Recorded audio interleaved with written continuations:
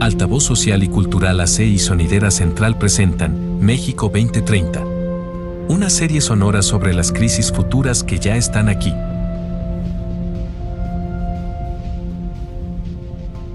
Bienvenidos a México 2030. El día de hoy hablaremos de la transición energética, un reto que estamos subestimando y es sumamente importante, tanto por su relación con el cambio climático como por sus implicaciones económicas. Hoy nos acompaña la maestra Carla Medina, presidenta de la Asociación Mexicana de Energía Solar, ASOLMEX. Carla es maestra en Sociología Política por el Instituto Mora y licenciada en Relaciones Internacionales por el Colegio de México. Estamos con Carla Medina para hablar de la transición energética. Bienvenida, Carla. Muchas gracias por la invitación, Diego. Muy entusiasmada de estar aquí. Pues es uno de los temas más importantes del presente y de los próximos años, que va a enfrentar el siguiente sexenio en México y que van a la siguiente década. Y de los temas que en el mundo se habla más y que en México, desafortunadamente, no hemos visto tantos esfuerzos o tantos avances como quisiéramos. Yo quisiera comenzar un poco como discutiendo cómo se encuentra la matriz energética en México. La matriz energética es la suma de los tipos de energía que se usan en el país, cómo se consumen, digamos, si son fósiles, que puede ser petróleo, gas, o si son generación eléctrica, pero puede ser de ciclo combinado, etcétera, o puede ser renovables, o sea, que son eólica, solar, térmica, hídrica y todas las otras. Digamos, en México, según los datos que yo he visto, pues más del 70% sigue siendo cargada hacia los combustibles fósiles, ¿no? Y el otro porcentaje, pues está mezclado entre más tradicionales como la hídrica, la geotérmica, la eólica, solar, etcétera, ¿no? Y sabemos que se espera en los próximos 10 años, 15 años, que la demanda de energía eléctrica en el país va a crecer muchísimo. Me parece que en 2.5% anual, o sea, algo así lo que se plantea en promedio, ¿no? Lo cual nos habla de que la capacidad de generación en México tendría que aumentar muchísimo, ¿no? Tendría que aumentar, no sé, al menos un 30, 40, 50% en la próxima década.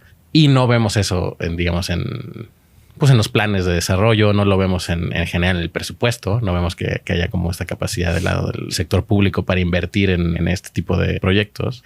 Del lado de los privados, pues ha sido complicado, digamos, el avance en México. ¿Cómo ves tú esa trayectoria de los próximos 10 años, en general de la matriz energética del país y en particular pensando en la transición energética hacia renovables? Esa sí fue una introducción integral. Bueno, yo voy a acotar un poco al principio porque la matriz energética que me conozco es la matriz específicamente de generación eléctrica, no la que integra todas las fuentes de energía a nivel nacional, pero sí la que está relacionada directamente con la electricidad. Y creo que también en términos históricos, que es mucho tu fuerte, la matriz también refleja un poco quiénes hemos sido, ¿no?, en términos nacionales.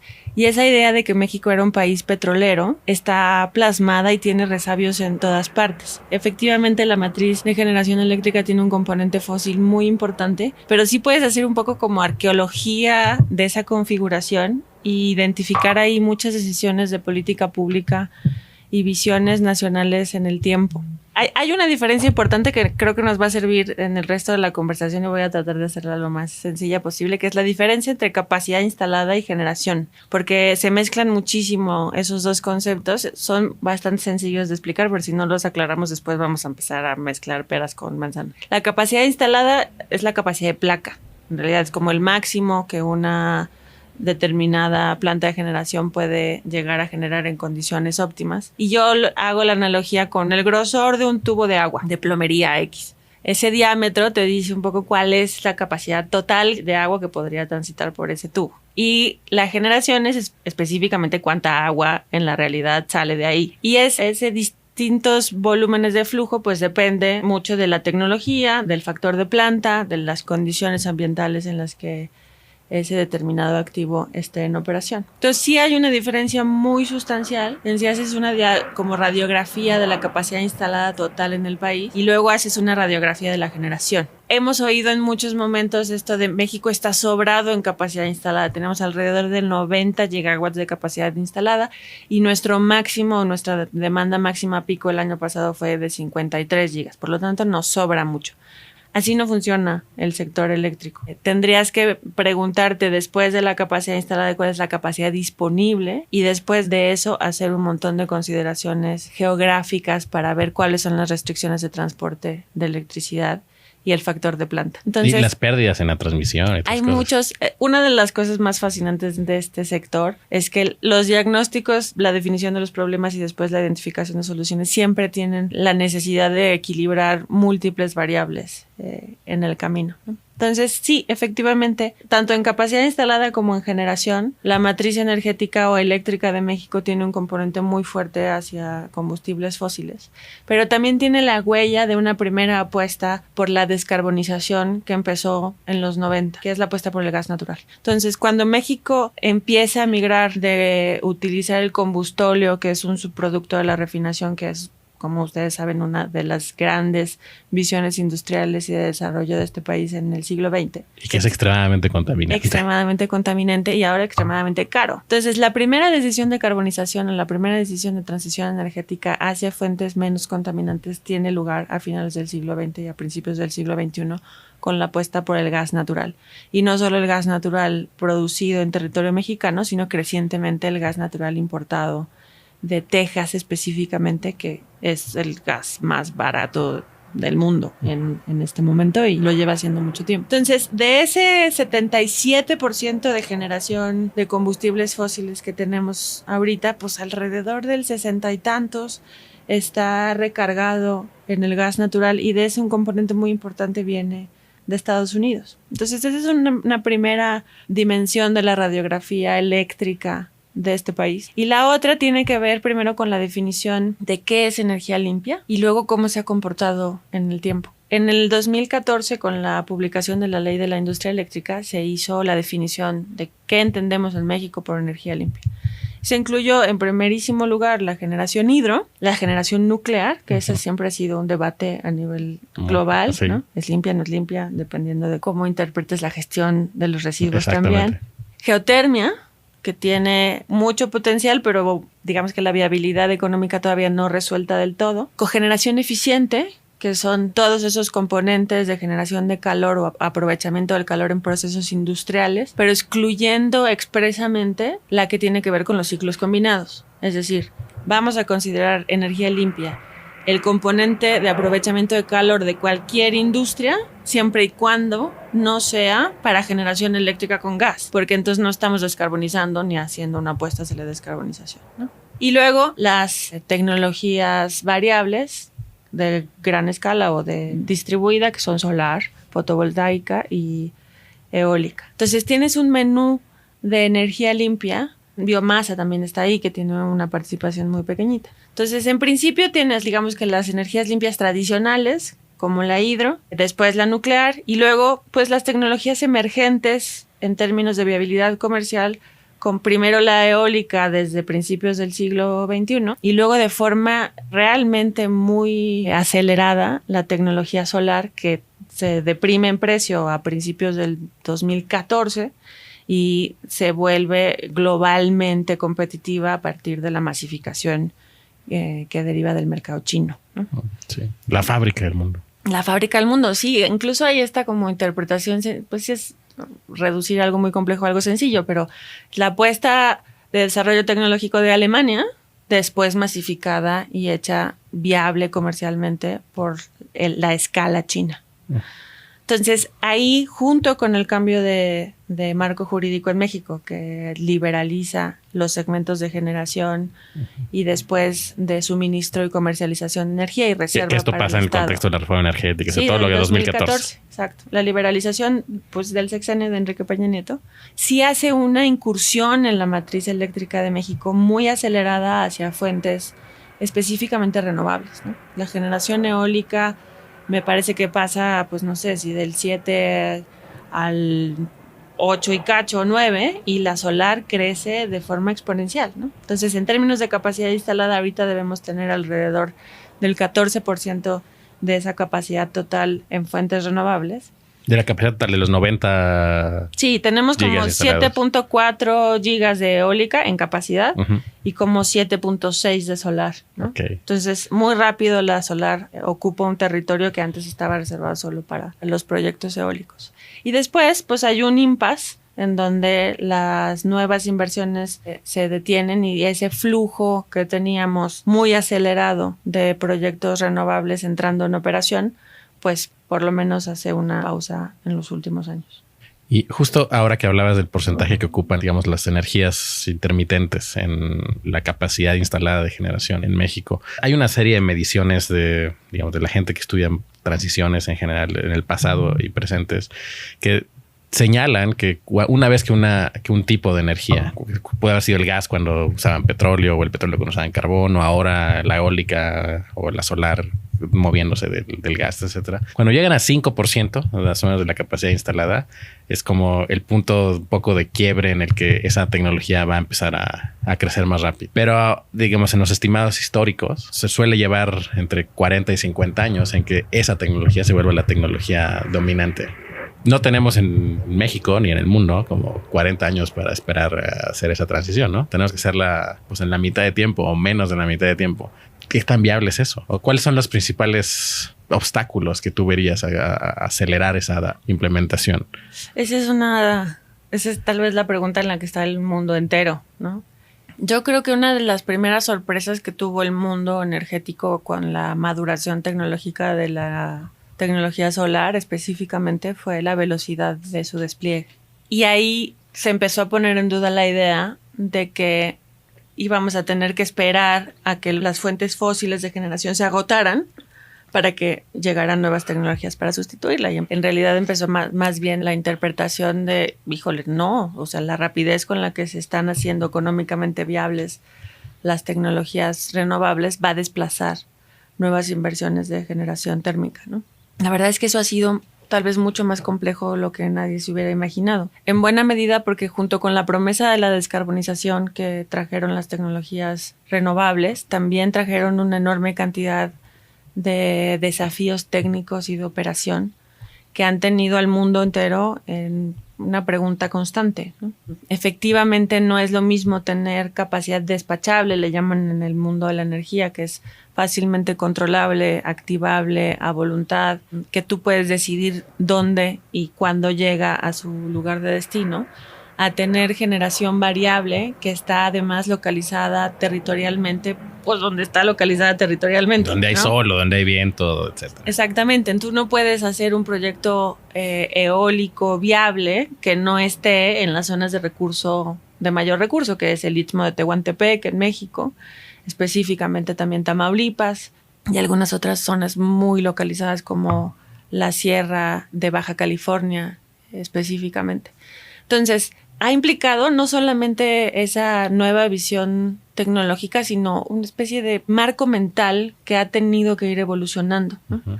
Yo ahora trato de explicármelo a mí como esa evolución entre un paradigma de gestión lineal, en donde tienes el consumo de energía geográficamente localizado, pones la generación cerca del consumo, inviertes relativamente poco en transmisión para llevar la energía de donde la generas a donde la consumes y te enfocas específicamente en tener un suministro de combustibles confiable y en la menor medida pues en gestionar el riesgo de la variación del precio en el tiempo, ¿no? Esa es una visión y ahí tú puedes decir, bueno, pues dados esos supuestos me cabe X porcentaje de generación variable sin ser un problema para la gestión del sistema.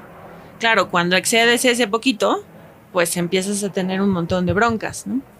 Y digamos que la visión de descarbonización del sector no puede partir de ese paradigma porque literalmente no te cabe la energía.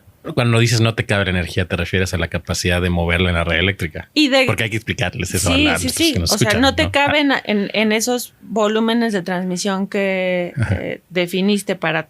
en esa idea en donde vas a poner la generación cerca de la carga, porque ahora tienes que transportar la energía del Istmo al centro o al occidente, o de Sonora a Jalisco y a las zonas del Bajío donde se consume más, ¿no? O la de Tamaulipas, o sea, es literalmente, son brazos que cruzan el país completo.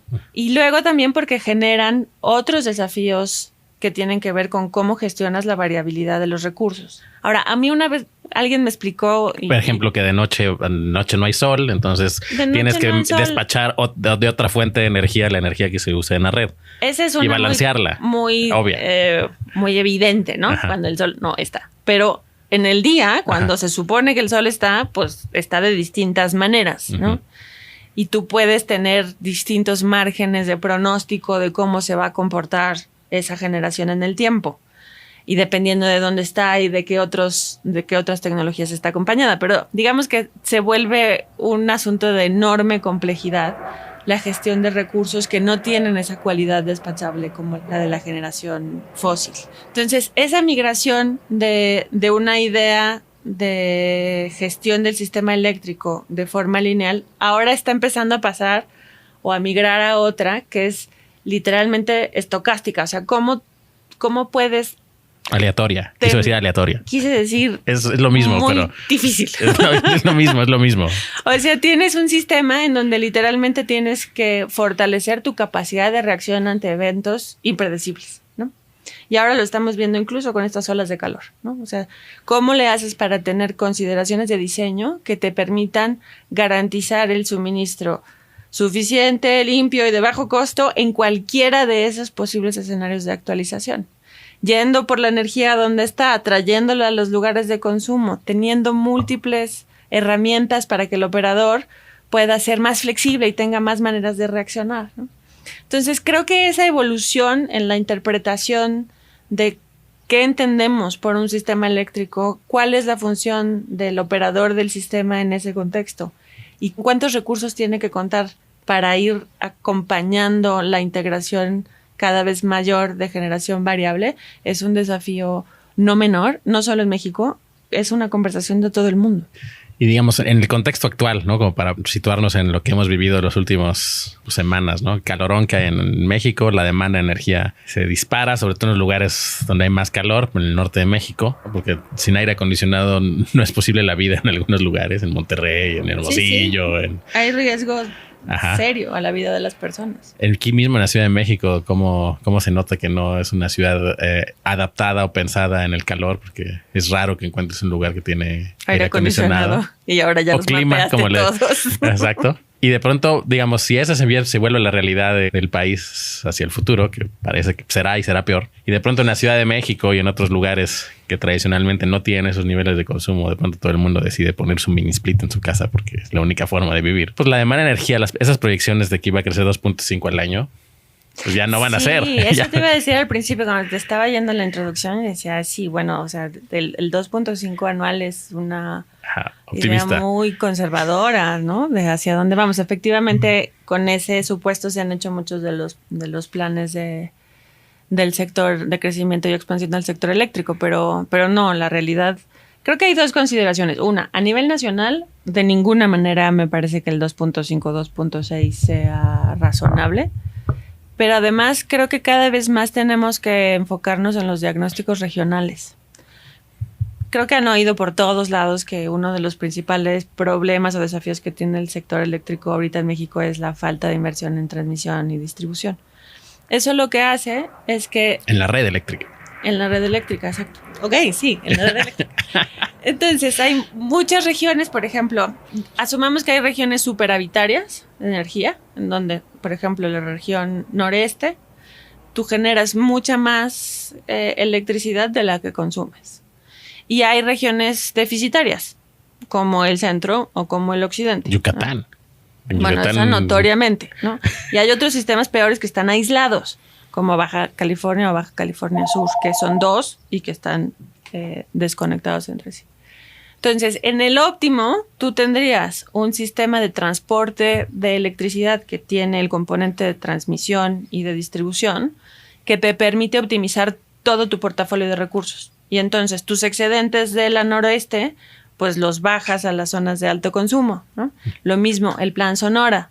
Si tienes planeado tener una altísima generación concentrada regionalmente, pues si tienes vías de exportación de energía, pues permites que esa sea aprovechada en los lugares donde se necesita. En este momento, en donde tenemos una deficiencia severa en la capacidad de transporte de electricidad, pues lo que te pasa es que la energía se te queda atrapada. Se te atrapa donde tienes excedentes y no la puedes llevar a donde hace muchísima falta. Entonces, en un momento como este, pues hay regiones en donde vas a tener un crecimiento mucho mayor de la demanda, por ejemplo, por el nearshoring y la relocalización de inversiones. Otro en donde lo vas a tener mucho más conservador y al mismo tiempo regiones con exceso de energía que no puedes llevar a donde se necesita. Entonces sí necesitamos empezar a poner el ojo mucho más cercano a las necesidades regionales, además de la visión que tengamos como país. Pero es muy difícil, ¿no? Pensar, digamos, en la parte técnica de estas necesidades regionales, porque la red eléctrica es nacional, ¿no? Y tienes que entonces que pensar en inversiones muy localizadas al de acuerdo a las necesidades, pero al mismo tiempo necesitas mantener balanceada esa red, porque si no está balanceada todo el tiempo, pues se cae la red y pasan apagones no planeados y desastres. Y lo que pasa en Texas cuando caen tormentas de hielo que congelan las plantas de generación de gas y cosas así. Y los gasoductos, Ajá. sí. Sí, esto de nuevo, o sea, en México lo estamos viviendo, pero no somos excepcionales. Le está pasando a todo el mundo. Y eso está implicando que tenemos que repensar la forma en la que planificamos la infraestructura de transporte, la infraestructura de generación y la de esa última milla, digamos, hacia el consumo.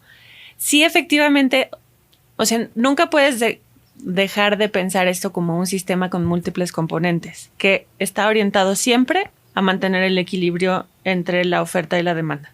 Esa es su misión última. En un sector en donde no puedes almacenar la energía de largo plazo de forma sencilla, pues no hay sistemas de almacenamiento por rebombeo, ahora hay baterías específicas, pero todas solucionan problemas puntuales.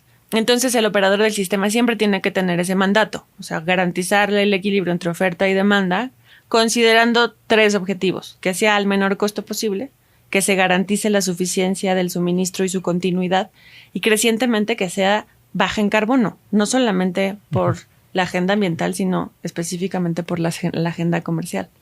Entonces es un desafío múltiple.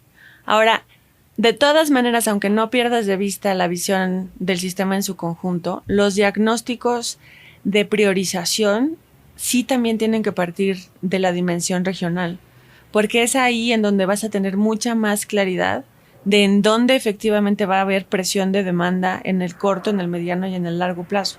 O sea, no es solamente un problema de infraestructura en abstracto, sino el componente de tiempo es fundamental, ¿no? Hay decisiones de inversión que se tienen que hacer hoy para que puedas tener recurso en 3 años. Hay otras que son de mucho más corto tiempo. No se puede generar la energía así bajo demanda, literalmente. Necesito 10 gigas más ahorita y ya aparecen en el sistema. No hay forma. No. Siempre tienes que tener una visión de larguísimo plazo, y larguísimos son los proyectos, tienen una vida útil de 25 a 30 años, ¿no? Esa es la perspectiva de planificación que cualquiera que entra en el sector tiene. Y la visión desde el Estado tiene que tener esos umbrales, ¿no? Son décadas de visión hacia adelante.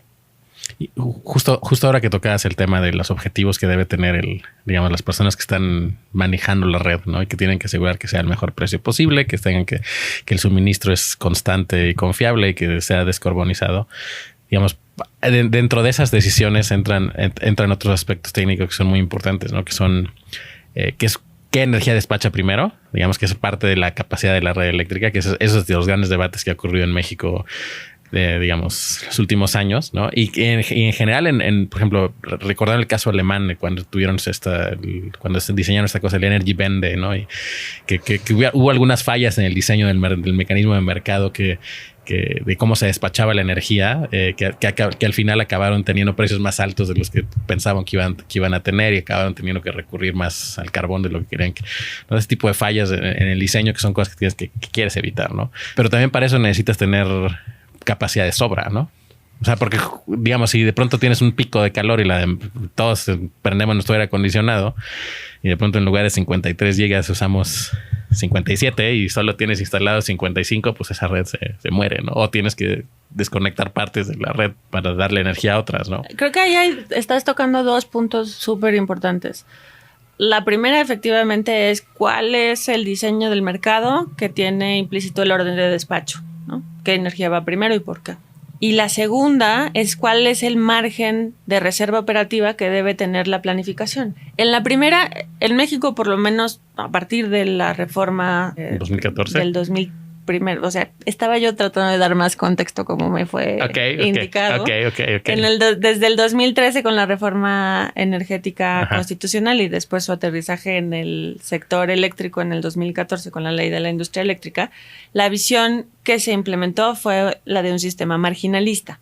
Es decir, se despacha primero la tecnología que tiene menos costo marginal. Naturalmente, la tecnología solar y eólica que tienen un costo marginal cercano a cero porque el aire y el sol no cuestan, pues se despachan primero, ¿no?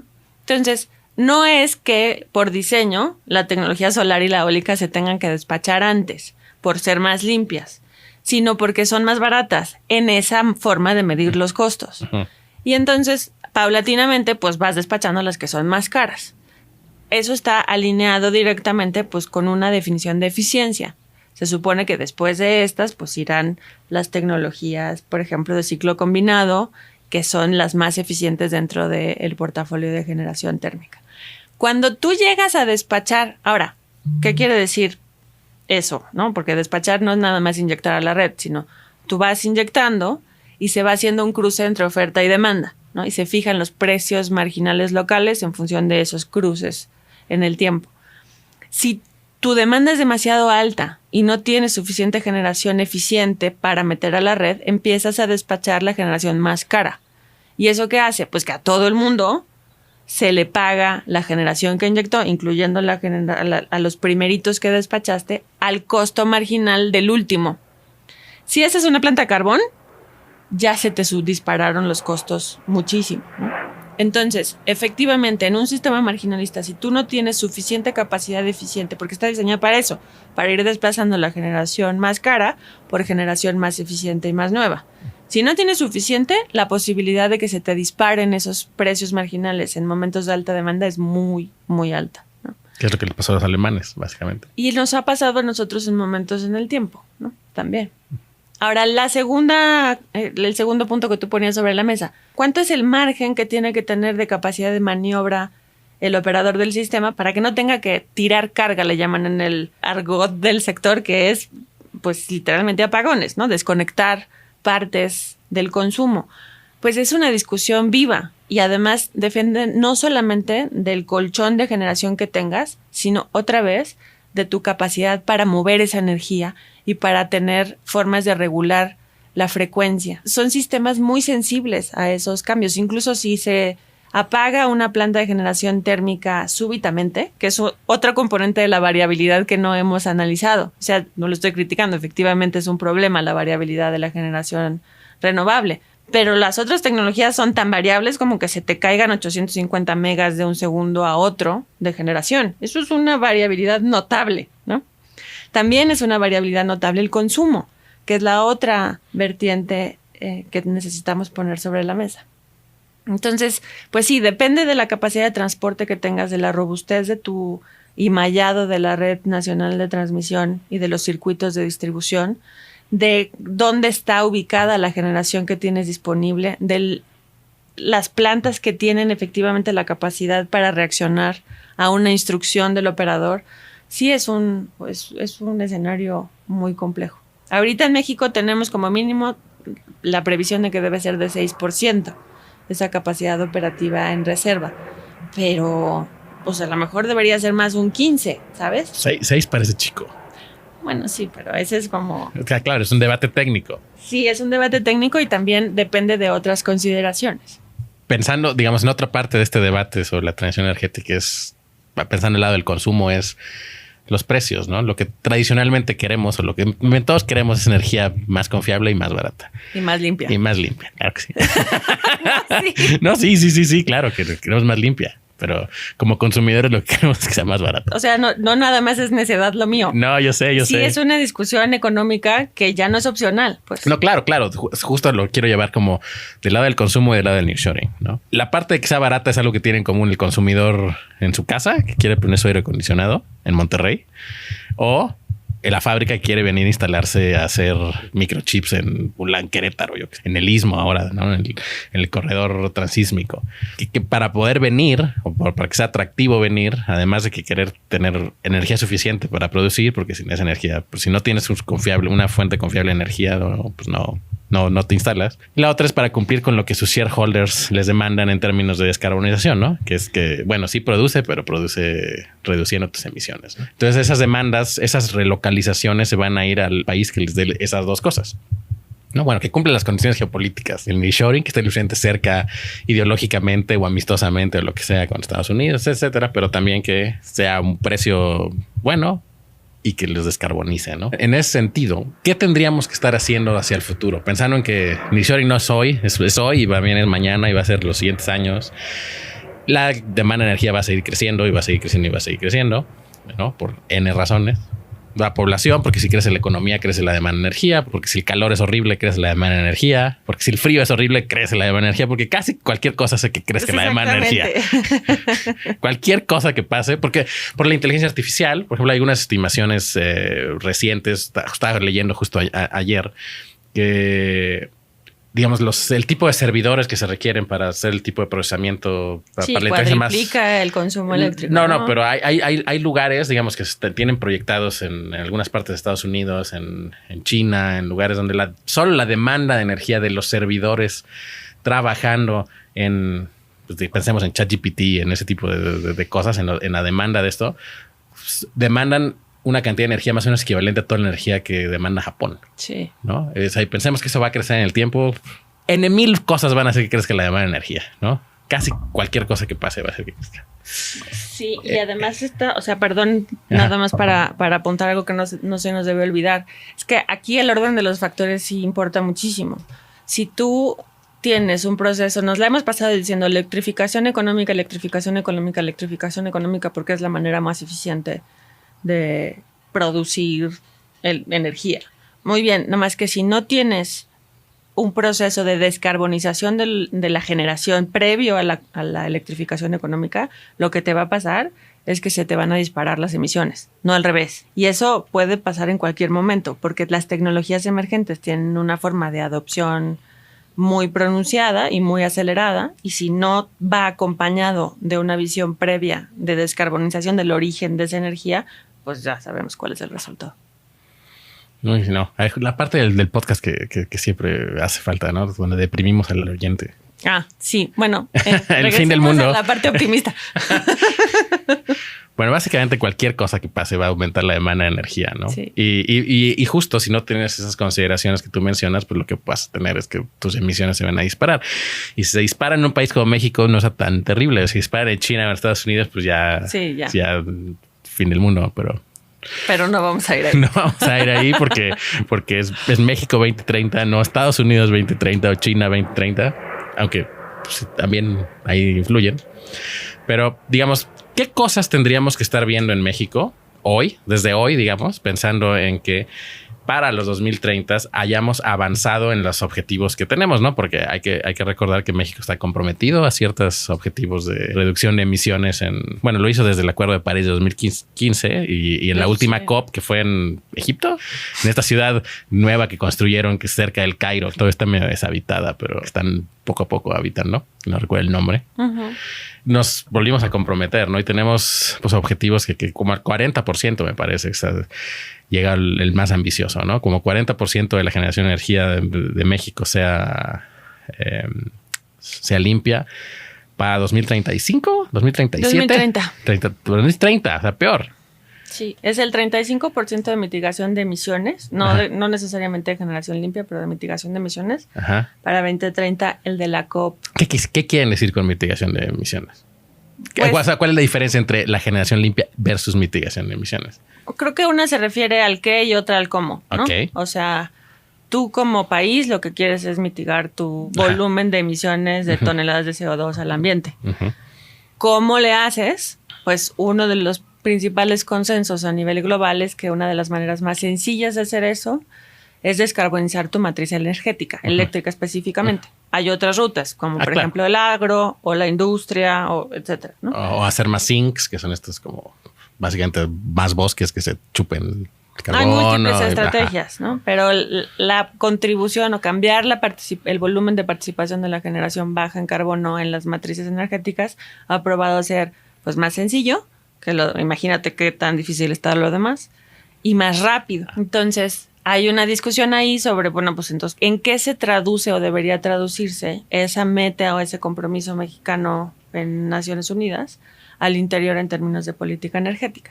Ahora, pues no tenemos que andar adivinando mucho. En el segundo debate, las dos candidatas punteras dijeron que lo que se necesita para 2030 es el 50% de generación limpia en la matriz, entiendo que eléctrica. ¿Es viable eso? Depende de qué cálculos estés haciendo de demanda, pero lo que sí te puedo decir es que es una aspiración que va a requerir toda la capacidad de visión, convocatoria y ejecución de la que sea capaz el Estado mexicano en los próximos 5 o 6 años, ¿no? Está duro. Está fuerte.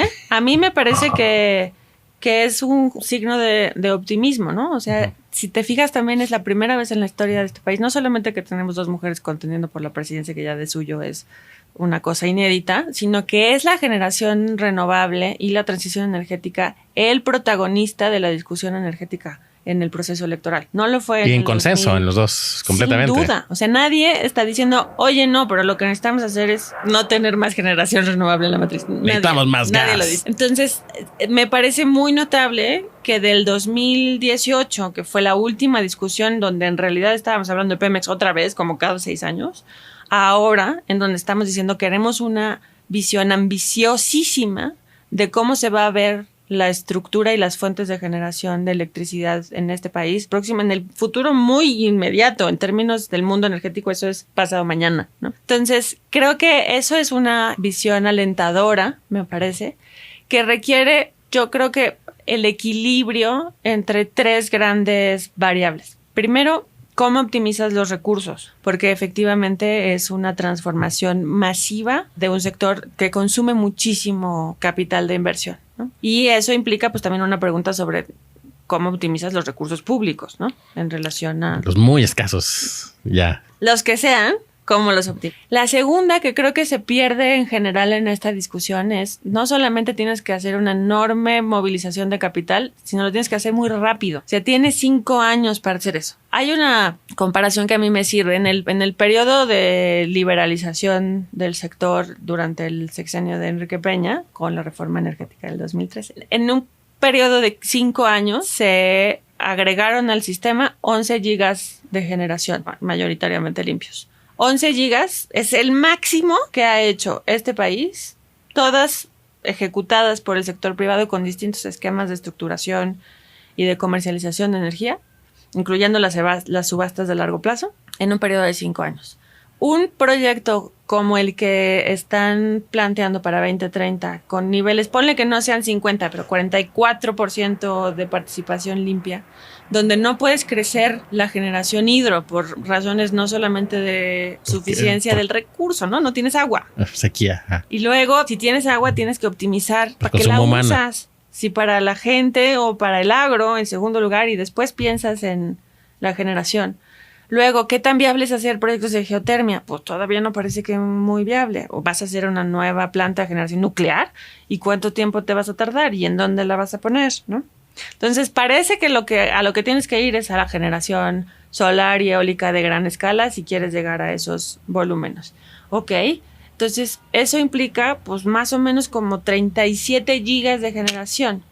Es más de 3 veces lo que se desplegó en 5 años en el periodo de mayor intensidad. Y es relevante porque... No, es un tercio de toda la capacidad que existe hoy instalada. Pues, poquito más de un tercio. Ajá. Sí, o sea, es de esas dimensiones. O es como 60 y tantos % de la disponible. De la disponible. Ajá. Entonces, incluso he oído en algunas mesas, no sé cuál va a ser finalmente el objetivo que defina la siguiente administración, sea la que sea. Pero en algún momento oí a alguien que me decía, pues alrededor de 20 gigas necesitamos en el corto plazo. Bueno, de todas maneras, eso es casi el doble de lo que se hizo en un momento en donde las líneas de producción o de desarrollo, construcción y comercialización de proyectos estaban súper aceitadas. Todos los equipos globales que veían en México el mercado que estaba despuntando estaban aquí en territorio, ¿no? Los bancos estaban involucrados, toda la infraestructura financiera para acelerar la echada o la puesta en marcha de los proyectos estaba aquí. Entonces, estamos partiendo de un escenario diferente. Y vamos a necesitar incluir en estas múltiples variables de complejidad cómo le hacemos para acelerar a todo mundo. Aquí sí nadie puede solo. Pero si, digamos, si siguiera el país en la misma inercia de los últimos años, ¿cuánto más podría generar? Digamos, ¿cuánto podría crecer la generación?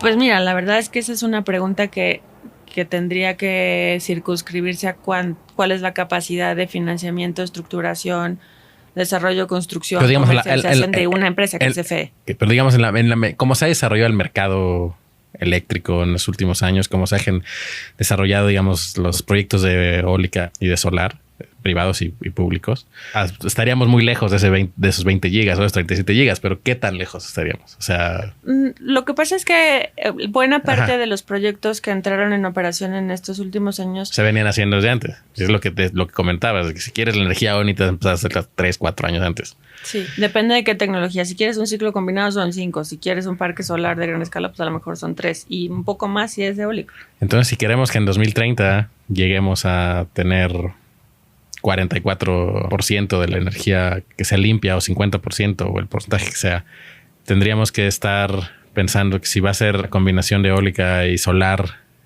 como lo vamos a hacer, tendríamos que empezar a construir esa infraestructura el año que entra. Sí, lo más rápido posible, porque son 37 gigas de generación en 5 años, pues son como, tienes que multiplicar por 3.4 lo que hiciste en el periodo anterior, ¿no?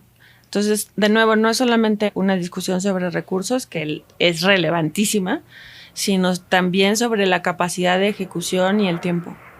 Y tú, digamos, haciendo el contraste con lo que comentabas, que observabas que hace 10 años, digamos, todos los equipos globales estaban en México viendo eso. ¿Tú crees que podrían volver a ver a México con el mismo optimismo? Yo creo que México tiene múltiples ventajas y está en un momento extraordinario. ¿Nearshoring?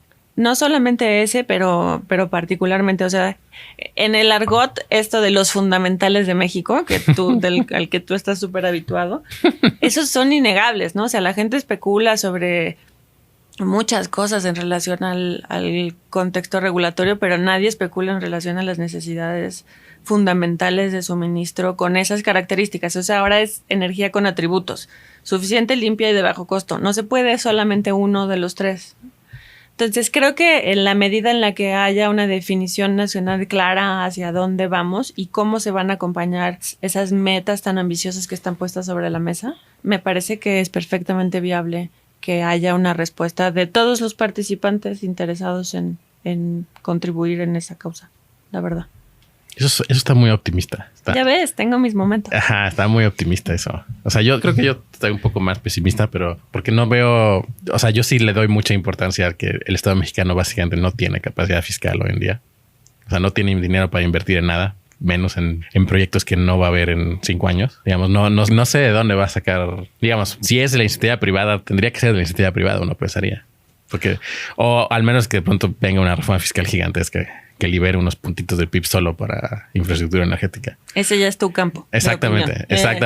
Pero yo creo que el Estado mexicano tiene múltiples recursos de política industrial para poner las señales correctas en relación a lo que quiera lograr, ¿no? Uh-huh. Ahora ya estamos relativamente cerca de saber cuál es el resultado de la elección, cuál es la configuración de los equipos y pues la definición de sus prioridades. Y ahí tendremos más elementos para evaluar dónde está la agenda de transición energética. Pensando hacia, no sé, 10 años al futuro, 2035 o 2040, digamos, ya, más al futuro todavía.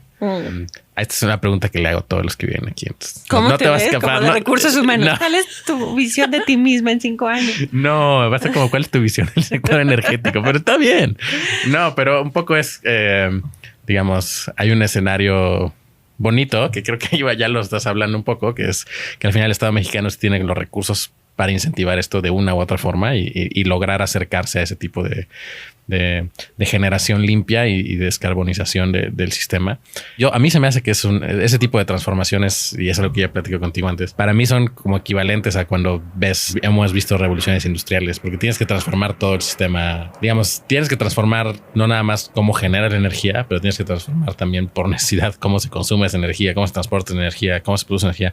Entonces terminas transformando toda la economía de un país, ¿no? De una u otra forma, ¿no? Sí. En sus procesos industriales, al menos, ¿no? En toda la parte de consumo, etcétera, ¿no? Entonces no es una tarea como sencilla, ¿no? Es una tarea que, pues, muchos si les dieran momios, ¿no? Y tuvieran que apostar pues parecería ser que tendría momios muy altos, pagaría muy alto, porque, digamos, muchas cosas tienen que salir bien en muy corto plazo, en muy poco tiempo para que se den esas transformaciones, ¿no? Entonces no suelen ser como la cuestión más sencilla. Yo creo que una ventaja es que en el mundo en general están yendo por allá, entonces no hay como muchas posibilidades de resistirte si quieres seguir participando en el mundo, ¿verdad? La clave ya la dijiste, y es que muchas cosas tienen que salir bien. O sea, tu margen de error de lo que depende que te salgan las cosas bien es tan grande. Todo tu proyecto de desarrollo económico, social, la visión que tengas hacia el futuro como gobierno estructuralmente, depende de decisiones críticas en el sector energético y específicamente en el sector eléctrico. Entonces, eso a mí me parece que nos orienta hacia esos escenarios en donde no puedes fallar, ¿no? O tus márgenes de falla son menores que en cualquier otro momento en la historia. Entonces eso me parece que va a terminar sacando lo mejor de los seres humanos en sus escenarios extremos. Ahora, ¿cómo se vería más granularmente? Primero, es esto que hablábamos al principio de cómo hacer un paradigma de operación más flexible.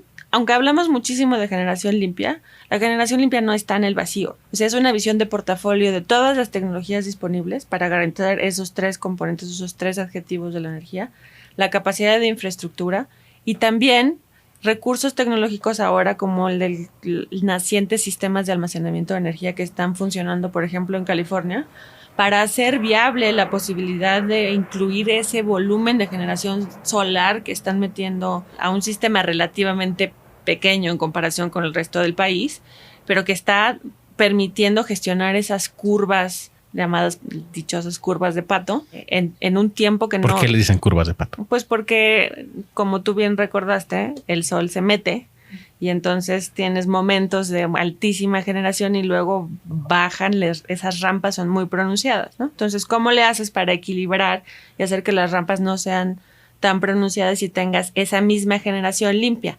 Pues la almacenas cuando te sobra y la liberas cuando la necesitas. Ahora, ¿eso qué quiere decir? Pues que tienes que tener una capacidad de almacenamiento que crezca tal vez de forma más acelerada, ¿no? Entonces, hay muchas preguntas en los distintos componentes que se tienen que resolver y que creo que va a terminar pasando en el corto plazo. Ahora, también me da la impresión de que el ecosistema de los sectores eléctricos en todo el mundo está cambiando. O sea, esta visión de la que hablábamos lineal, pues tú medio podías resolverlo con relativamente pocos jugadores muy grandes y con esa visión de sistema en donde tus redes de transmisión eran relativamente pequeñas en comparación con lo que se está requiriendo ahora con una visión tecnológica más compleja. Mi impresión es que estamos yendo hacia una visión también con mucho énfasis en lo descentralizado y que paulatinamente esa toma de decisiones del consumidor sobre cuántos recursos tiene para generar su propia energía, cómo compatibiliza eso con los recursos disponibles en el sistema, cómo se comunica con eso. Va a empezar a generar, por ejemplo, redes inteligentes en el relativamente corto plazo, ¿no? Estos subsistemas que se hablan con el sistema central, pero que no necesariamente dependen de él. Por ejemplo, o sea, que tengas un conjunto de generadores que no están directamente... O sea, los paneles solares en tu casa o en una colonia o en los edificios. Es mucho más sencillo, es de generación distribuida y luego tienes, por ejemplo, abasto aislado, ¿no? Ajá. Entonces, pero sí, generación distribuida, tienes paneles solares en tu casa y tú te comunicas con la red de distribución o con el circuito de distribución, le inyectas lo que te sobra y cuando necesitas, pues jalas de ahí. Ese es el caso más sencillo. Y siento que hacia futuro vamos a ir hacia sistemas descentralizados más complejos. No te voy a pedir el escenario terrible porque no podemos fallar. Entonces no va a pasar eso en este programa. Uh-huh. Pero digamos, si todo saliera bien, como va a salir, esperemos. Y de alguna forma el Estado mexicano logra incentivar lo que tiene que incentivar. La demanda en el mundo está ahí. Los capitales en el mundo están ahí. Se llegan. resuelven los desafíos técnicos. CFE hace cosas distintas. Pemex, quién sabe qué pasa. Pemex se vuelve Solmex o algo así, etcétera. Digamos, todo sale bien. ¿Qué tan distinto crees que sería la economía mexicana en 15 años, digamos? El otro día estaba leyendo un libro que se llama The Survival of the Greenest, Ok. que tú y yo hemos platicado también antes, y que básicamente la premisa es las coordenadas del comercio internacional están cambiando tanto que la definición de sustentabilidad o tu ubicación en ese panorama o nuevo escenario de sustentabilidad va a ser definitorio para tu supervivencia, ¿no? Como participante del mercado. Creo que esa es una visión creciente. No estoy segura de que en 15 años estemos en ninguna utopía y tal vez no sea razonable pensarlo así, pero sí creo que crecientemente vamos a tener conciencia de que la dimensión sustentable y el impacto, sobre todo la reflexión climática de las actividades económicas y comerciales, ya no solamente está circunscrita a la agenda ambiental, que no va a perder relevancia, la va a crecer, pero va a ser un recurso de competitividad inescapable para cualquiera en cualquier sector. Creo que con ese tono vamos a cerrar, pero optimista, el único episodio optimista de esta serie. Muy bien. Ajá, bueno, yo tengo mis reservas, pero no porque no crea o piense que debe ser así el caso, sino nada más porque le tengo muy poca confianza del Estado mexicano. Pero No. Yo creo que en este momento no sé, de verdad me parece que las aspiraciones públicas, las aspiraciones colectivas, juegan una función que hay que dimensionar, porque alinean no solamente las capacidades de construcción institucional, sino también los sentidos comunes, esta cosa de qué es lo que todos estamos seguros que tenemos que hacer. Y me parece que en este momento, si en alguno en la historia hemos estado cerca de tener uno sobre la sustentabilidad energética de México, es ahora. eso es el verdadero tono optimista para cerrar este episodio. Muchísimas gracias, Carla Medina. Gracias por venir a México 2030. Gracias a ustedes Alegrarnos, por la invitación. no deprimirnos por primera vez. Es un tiempo interesante. La transición energética es un reto tanto económico como técnico.